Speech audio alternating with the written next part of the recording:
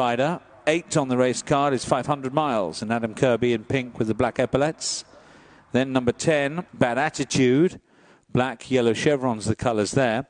And number 3 is Tangram in blue with the white seams, white sleeves, blue armlets, and a quarter cap. Tangram, number 3.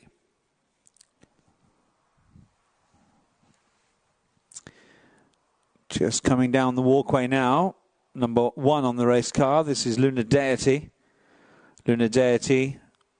Lorenzo Azzari is the rider. Yellow with the black cross belts and sleeves. Lunar Deity.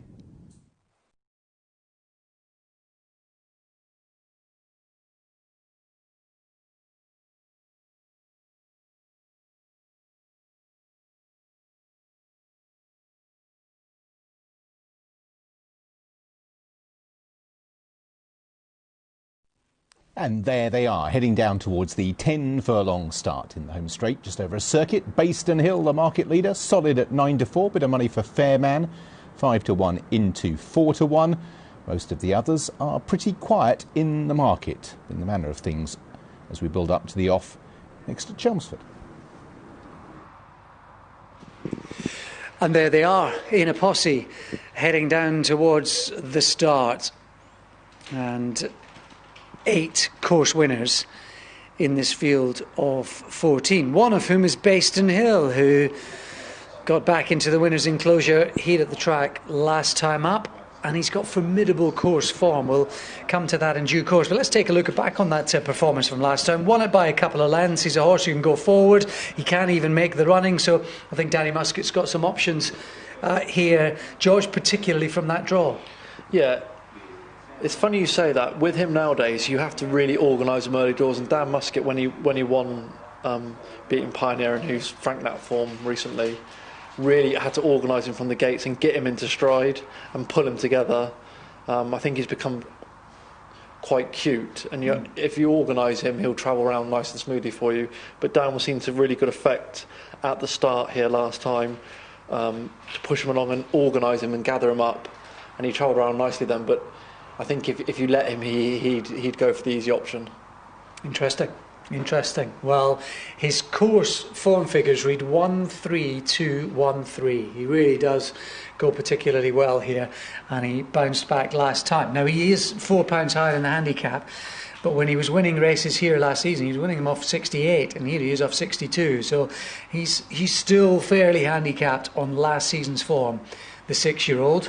5 years younger than Lunar Deity. I think it sounded like he was just about the paddock pick for you, the old boy. Well, he just really caught my eye when he was walking out onto the track there. He just a really likeable type who's operated at a much higher level than this in the past. I remember when I was riding, he was sort of running off really high marks. He's a fairly decent handicapper.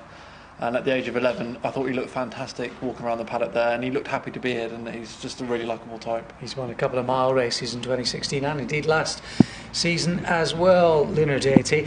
Right, I think perhaps the most interesting horse going forward could be Bogeyman, if history repeats itself with horses from this family trained by Hughie Morrison for Raymond Tooth.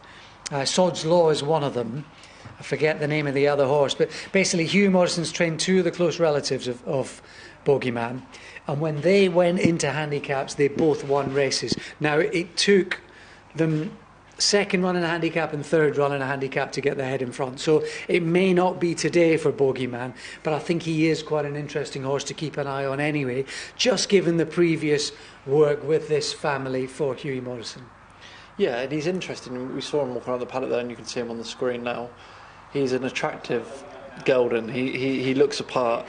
He doesn't look like your typical 52 rated individual, so it's just whether things happen a bit too quickly for him around here this evening. But I'd imagine this run will put him spot on, and going forward you'll know where you sort of stand with him a bit more. Double Reflections knocked on the door last twice. She's been thereabouts. Maybe Poetica can take a step forward handicapping. Artistic Vision's Thirsk debut would read pretty well if Kieran Schumach's inspired run works the oracle, or if the tongue tie helps too.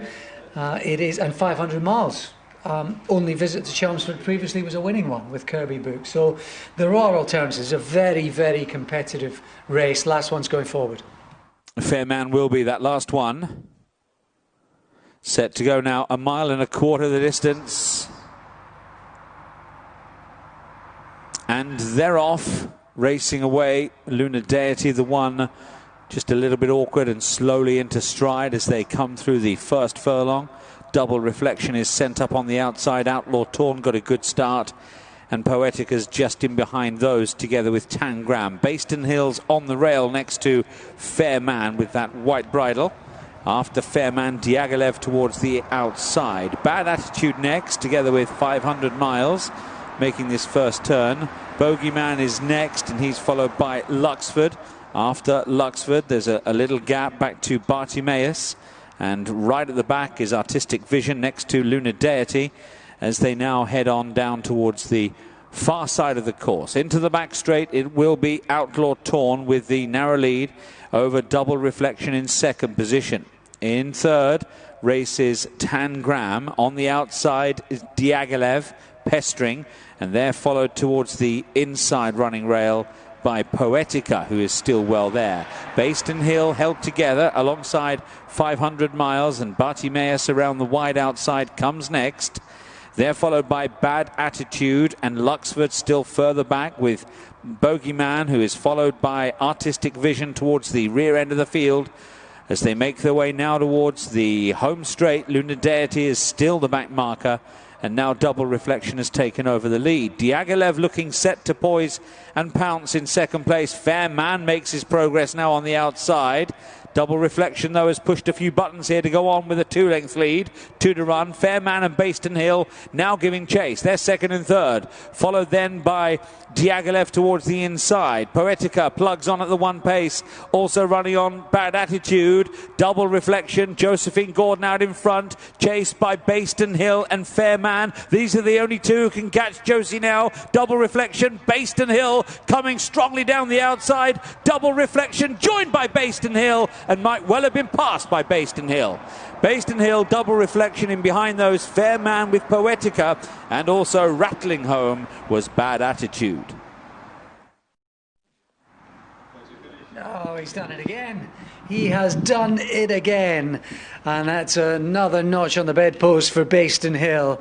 And the High Five Racing partners led online to register a third course success from 6 attempts. He's been placed the other 3 too, George. There was that swinging air of inevitability, but that challenged the mow down Double Reflection late on. Yeah, it was a really good performance. Up £4 for a race that's worked out particularly well, Pioneer and Frank Nat form. And we were obviously watching it together, Alex, and we were always confident that I was pretty confident he was going to get there. Double Reflection really, when Josephine Gordon kicked this horse on at the top of the straight, took a couple of lengths out the field, but Bayston Hills loves it round here and knuckled down and responded to everything Dan Musket threw at him. A Fair Man was third. Double Reflection, you feel she might just get one of these sooner rather than later. That's her second placing from 4 starts here at the track, and she has been threatening. You suspect it's going to have to happen for her. Yeah, I think so. She ran extremely well again. I just wonder whether with Double Reflection, whether there might be an opportunity to drop back to a mile, because she travels around so well and is not slow.